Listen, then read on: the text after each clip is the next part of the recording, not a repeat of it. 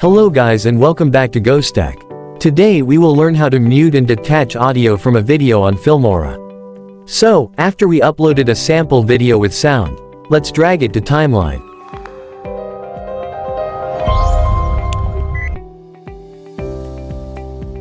Then, if you click and hold this line here, you can rise up and down the audio of the video.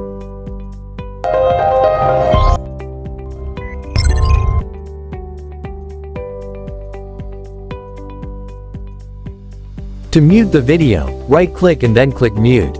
If you want to unmute it, do the same.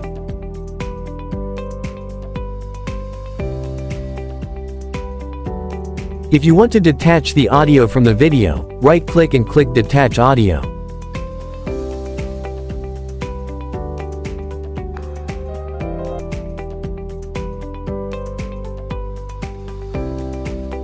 That's it. Thank you for watching, and don't forget to like, comment and subscribe for more.